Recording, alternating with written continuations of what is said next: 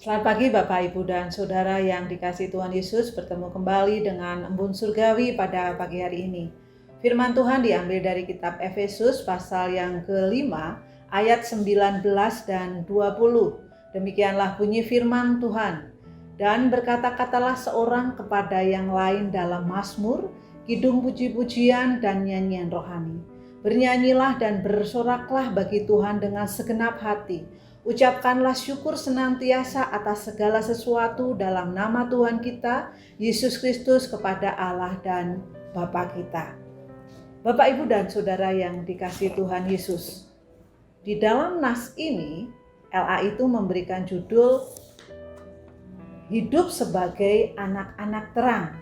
Di ayat-ayat sebelumnya, Paulus menasihatkan atau Paulus menekankan supaya hidup kita itu berbeda dari sebelumnya.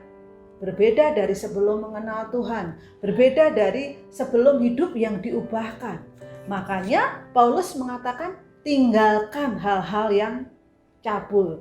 Tinggalkan hal-hal yang sembrono. Tinggalkan hal-hal yang tidak memuliakan Tuhan. Lalu apa yang menjadi atau yang merupakan ciri kehidupan spiritual yang baik di dalam kehidupan orang percaya?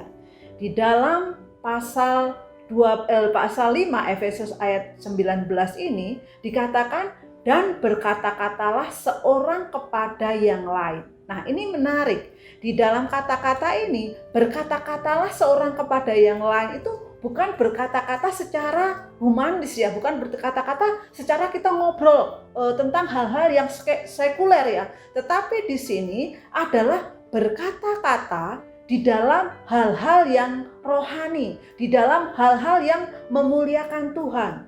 Makanya di dalam nas ini ada 3 bagian yang merupakan ciri kehidupan spiritual yang baik. Yang pertama, penuh kemuliaan Tuhan.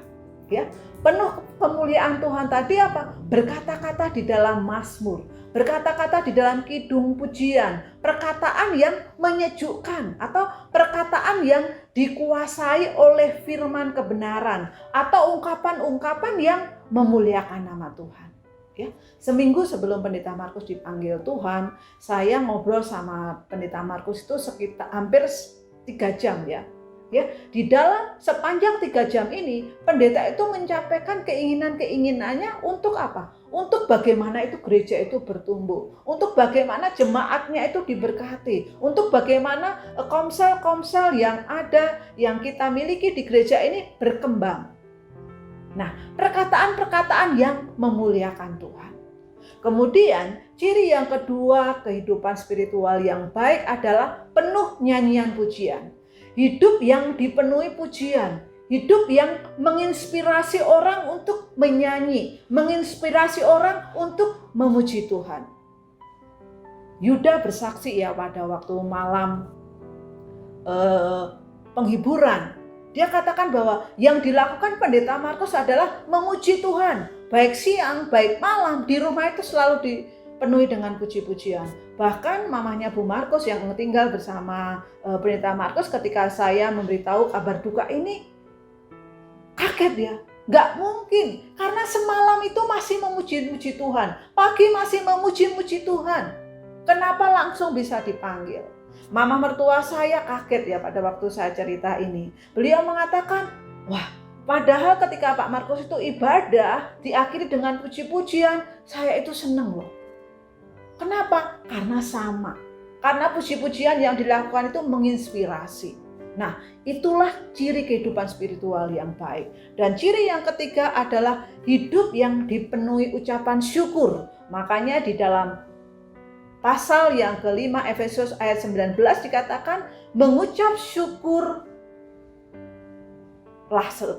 mengucap syukurlah, ucapkanlah syukur senantiasa, hiduplah dengan penuh syukur. Nah, mengucap syukur itu mungkin lebih mudah ya ketika di dalam keadaan yang cukup atau di dalam keadaan yang tidak sulit. Tetapi bagaimana ketika kita terpuruk atau bagaimana ketika kita mengalami hal-hal yang tidak mudah, apakah kita bisa mengucap syukur?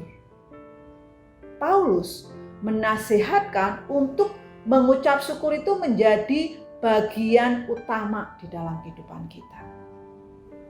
Bapak, Ibu, dan Saudara yang dikasihi Tuhan, biarlah pagi hari ini Tuhan melalui Paulus mengingatkan 3 hal yang di atas tadi yang perlu diperjuangkan.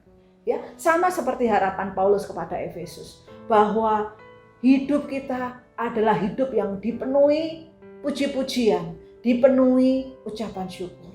Dan pagi hari ini biarlah hal itu menguatkan dan mengingatkan kita. Selamat pagi, selamat melayani Tuhan. Tuhan Yesus memberkati. Amin.